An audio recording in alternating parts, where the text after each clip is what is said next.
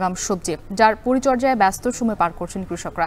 সদর উপজেলার হাপানিয়া গ্রাম থেকে বিষয় আলোচনাতে যুক্ত হয়েছেন আব্বাস আলী। আব্বাস, জেলার কৃষকরা এবার আগাম কি সবজি আবাদ করছেন, বিস্তারিত জানাবেন।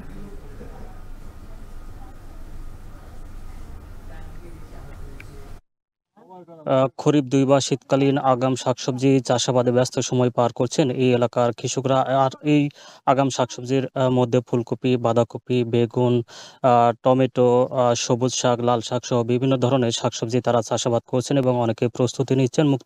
আমি এখন অবস্থান করছি নওগাঁ সদর উপজেলার হাপানিয়া গ্রামের মাঠে, যেখানে আমরা দেখেছি যে সকাল থেকে কৃষকরা কেউ হাল চাষ করছেন, কেউ নিড়ানি দিচ্ছেন, আবার কেউ বেড তৈরির কাজ করছেন। অর্থাৎ সকাল থেকেই দুপুর পর্যন্ত তারা জমি প্রস্তুতের কার্যক্রম করেন এবং দুপুরের পর থেকে বিকেল পর্যন্ত জমিতে বীজ এবং চারা রোপণের কাজকর্ম করে থাকেন। আর এই এলাকার অধিকাংশ কৃষকরা মূলত জমি বর্গা নিয়ে থাকেন, আবার কেউ জমি ইজারা নিয়ে থাকেন। অর্থাৎ প্রতি বিঘা জমি তারা ১২ থেকে ১৫,০০০ টাকা এক বিঘা এক বছরের জন্য তারা ইজারা নিয়ে থাকেন, যেখানে বিভিন্ন ধরনের শাকসবজি তারা সারা বছর চাষাবাদ করে থাকেন। কৃষকরা বলছেন যে ১ বিঘা জমিতে ফুলকপি চারা তারা প্রায় ৬,০০০ পর্যন্ত রোপণ করে থাকেন, যেখানে তাদের খরচ পড়ে প্রায় ২০ থেকে ২৫,০০০ টাকা। আর যেই চারাগুলো তারা জমিতে রোপণ করেন, রোপণ থেকে শুরু করে ৫০ থেকে ৫৫ দিনের মধ্যে ফুল আসা শুরু করে এবং প্রায় ৭০ দিনের মধ্যে বেচার উপযোগী হয়ে ওঠে।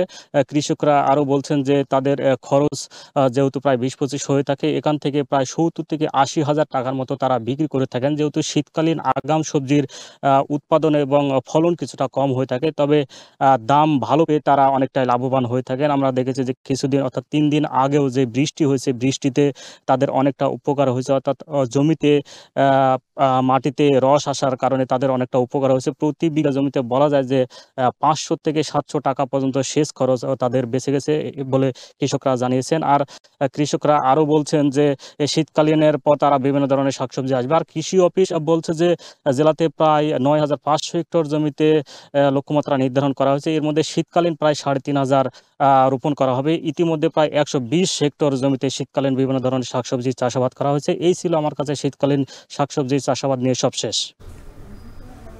আব্বাস আলী যুক্ত ছিলেন নওগাঁ থেকে।